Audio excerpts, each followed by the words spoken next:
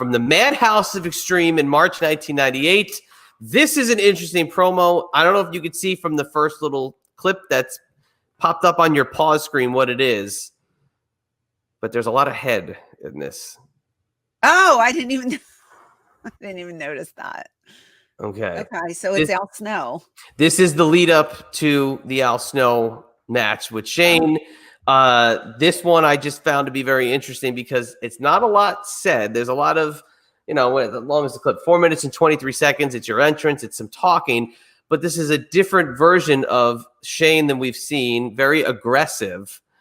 And it's a little handsy with the Queen of Extreme. Oh, really? I don't remember, but I'm sure I will when we. Yeah, but the cool thing is the visual, and we'll talk about that. So if you're ready to go, let's hit the old play button.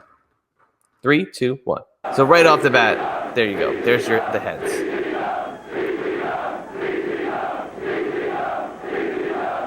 When the heads came into play, were they respectful and not throwing them? Did they hold them and just shake them? Were you guys afraid they were going to go flying? Yeah, I mean, it was a good visual for TV when they threw them, but man, those things hurt. At the pay-per-view, as I was walking to the ring, I got belted right in the face. They're like hollow, right? I don't remember if they were hollow or not. I don't remember. The building looks tremendous. Looks really good. It's packed to the gills. So they're giving out the foam heads. Yeah. Somebody's sitting at the end of the aisle, passing them down, I assume. And not everybody's got it. Not enough for the whole crowd. returns to pay-per-view on Sunday night, May 3rd for WrestlePalooza 98. ECW fans at the arena fear Queens. Was there a feud between the two? Philly and Queens, of course. Live on pay-per-view. That's great. Yeah, there's a, oh my God, right to the side of that. On Sunday First world May problems. 3rd, live on pay-per-view at WrestlePalooza.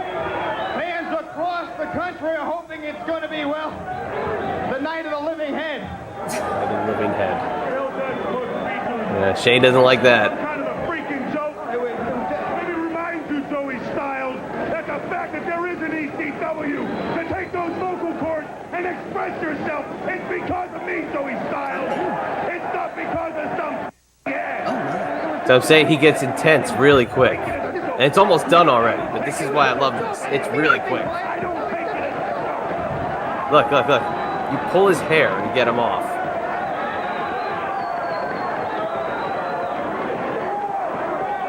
Sell it. Look at this. Look. I don't remember this at all. I do. Yeah, getting handsy here. My poor arm. Joey, help me. Oh, Chris came to my rescue. Thanks, bud. Joey looks so little, With you in those heels.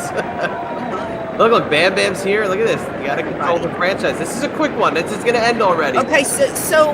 But I want to talk about it. This is done, right? Yeah, it's over. What do you remember about it? So the angle was that Al was getting into his head, right, into the franchise's head, right, and that was what I kept saying to him. Don't let him get into your head, and then the head. And then he thought everybody was saying head, right? It was just like in his mind, like everybody's saying head. It's supporting Al and putting Al over, and Shane is the 3-time heavyweight champion, and who is this Al Snow character, and where did he come from, and what is this stupid head, mannequin head?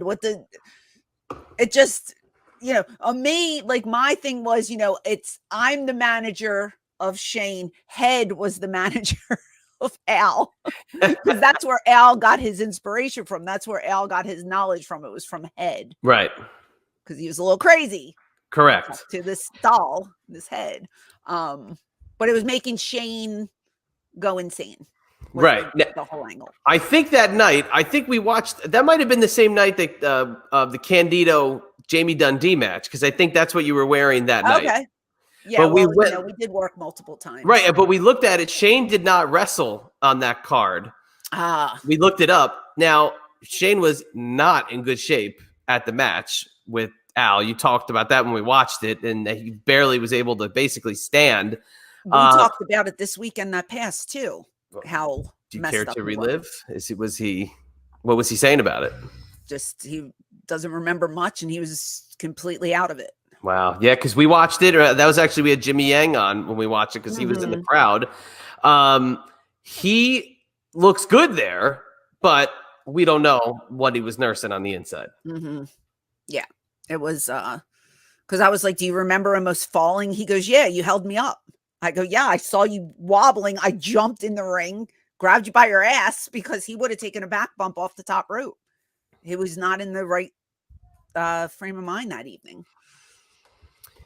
Now, do you think with how that all played out, had Al stayed, that there would have been a longer program with Shane? Or you think it was after that match, it was over? Maybe had Al stayed, that match outcome would have been different since Shane was hurt. Yeah, or we could have prolonged the angle. You know, we could have did something different at that pay-per-view and then did a singles the next pay-per-view. I mean, Paul had a way of stretching angles. Right. You could tell a story in ECW for 3 years. We told the story. I said this so many times. We kept an angle on the back burner with Tommy and Beulah for 3.5 years. Yeah. We always went back to those two, and there was always a spark there for us to reignite. It never grew stale. There was always a storyline there. So Paul knew how to stretch things. And that's what's different. In WWE, a story's over in 3 weeks. They don't even have time to develop characters and to, give you a backstory on what's going on or to make things make sense. We always told the story. We told it well, and we were able to extend it to a point where there was such a build up. You wanted to get an outcome. You wanted to, get that crescendo at the end. But again, with ECW, it was a rotating door. So a lot of these guys like Al Snow, he came in to be tweaked. Right.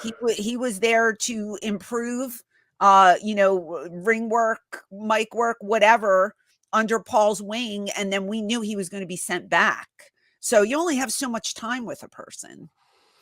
And nobody anticipated how over the character was going to get, and the head was going to be a freaking superstar. I can't remember who. I'm assuming it was Paul. It could have been Al. I don't remember who suggested to get those heads into the building, but it was electric to see 4,000 or 5,000 people holding. I mean, like before the pay-per-view, before the match, we passed out those heads. And it was just amazing to see a bunch of people just shaking. And then at the end of the match, everybody threw them at us. Oh, man. You got to hold on to those. That's a collector's item. I know. Nobody's thinking that. I mean, I tripped over one, almost fell to my knees. I've been hit several times in the head with them. I mean, it was brilliant. It was brilliant marketing. And we should have sold those at the gimmicks. Instead of passing them out, we should have sold them. Imagine if they just sat Al down at the table, signing those things before the show. You could have been getting $50 a pop in 1998. That's 1998 money, folks. I'm telling you, it would have been a moneymaker, but everybody got handed one for free. Yeah. We just passed them out before, and it looked incredible on TV. Where do you rank Al, Shane in the pantheon of the Shane Chronicles when you were paired with him? Do you put that feud up there because of how memorable it was, because the ending was kind of anticlimactic with how hurt Shane was? Like, where does that one rank for you? I mean, overall, like match-wise, I think they worked together well, but because Shane was so hurt, I think he's had better days in the ring. Yeah. But story-wise, like you said, to see that angle that just happened with him, trying to beat Joey up, trying to beat me up. It was his constant for years, pushing Candido down, Bam Bam having to put him like almost in a crossface to hold him and contain him. It was just like some angles are compelling, and that one, it just, for a guy like Shane Douglas, who was always like a hothead, but can control it, and always used his words to get him out of situations. And now he's losing his mind because of some dude in a head. Yep. Yeah. Yeah. It's comical in a sense, but it's also like, it's fun to see that other side of Shane. And Right. this is when the acting skills really come into play. So you see a lot of us acting at this point because we're all arrogant, cocky assholes. But now you see us really expanding characters, and the emotions come out, and it was fun to play that role. And there's no, Shane with the haha, I'm the best, haha, I'm the champion. No, it's like, I built this house. This guy's crazy, and I'm getting rid of him. Nobody's gonna stop me. And then he's getting in Joey's face, and then you grab him by the hair. Now was that a negotiation? I don't know if that was a plan. A lot of times, what was good about working with Shane, like we told a story this weekend. I don't remember where we were, but Shane told the story when he was standing in the corner. He had the belt around his waist, and he says, I expected Francine to just come over and give me a kiss like she always did. He goes, but when I turned around and went in the corner, I didn't see her at eye level. And here I had dropped to my knees, and I did a slow crawl. Yeah. And I crawled up his body, and I kissed the belt, and then I kissed him. And he said, I didn't know she was going to do that. And so, like, he gave me the liberties and the freedom, if I thought of something cool to do it. So I might have just grabbed him instead of just trying to grab his arm, because his arms were on Joey. Right. So I didn't want to touch his arm. So I said, well, let me grab his ponytail. It's right there. And it'll just let him know that I'm behind him, because a little girl like me is not going to pull a man off of somebody. Right. So I'm just going to tug at his hair to say, hey, buddy, let go of the little guy, bigger fish to fry out there. So I might have just did that on my own. But Shane was good. We played off each other so well. He was so good at playing along with me. And we just I think we always had a magical moment together. Did he point out how magnificent his coif was this weekend?